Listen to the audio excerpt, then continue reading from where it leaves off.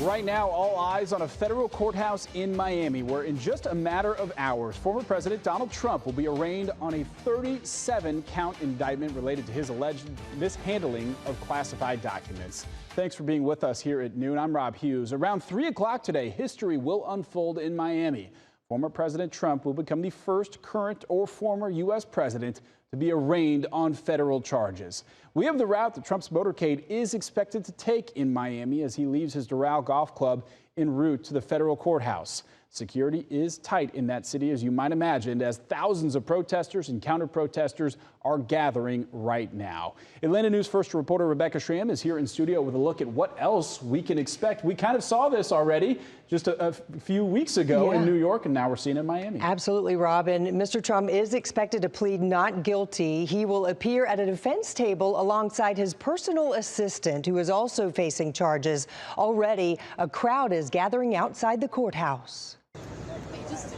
Outside the federal courthouse in Miami, Trump supporters call this a sad day in America. Probably the worst day since President Kennedy and President Lincoln were shot, to me, because democracy as we know it, to me, I don't know what's going on. I hope the charges are dropped. Former President Donald Trump today will become the first sitting or former U.S. president to be arraigned on federal charges. The indictment alleges he willfully retained classified documents after he left office and refused to return them. Trump has called the indictment a witch hunt, saying he did nothing wrong. He's getting vocal support from Georgia Congresswoman Marjorie Taylor Greene. This is a weaponized government attempt to take down the top political enemy and leading presidential candidate. And more support from Florida Congressman Byron Donalds. I look at this very dubious when, by the way, I also know, being a member of the Oversight Committee, that Joe Biden, that there are major allegations that he took $5 million from Burisma. Yeah, I am very skeptical of this indictment. Trump critics also are demonstrating. Enough is enough.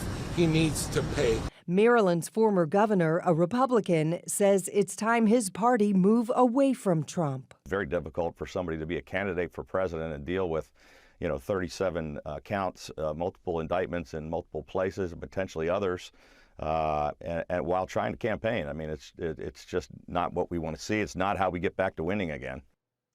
Of course, Mr. Trump has already been indicted in New York for his alleged role in hush money payments. He could be indicted here in Fulton County this summer on charges related to interference with the 2020 election. And of course, the January 6th investigation still hangs over his head. He has called all of it a witch hunt. Rob? Yeah. He certainly stayed consistent with that messaging. Rebecca, thank you. There are several protocols that'll take place once Mr. Trump gets inside the courthouse. According to CNN, Trump will be placed under arrest and then processed. He's expected to be fingerprinted, but you will not see a mugshot.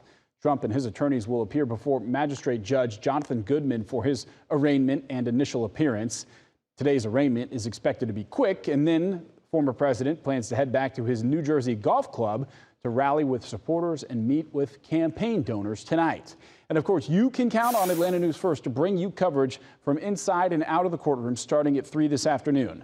We will stream the arraignment on Atlanta News First Plus as well. You can tune in on Roku, YouTube, and Apple TV.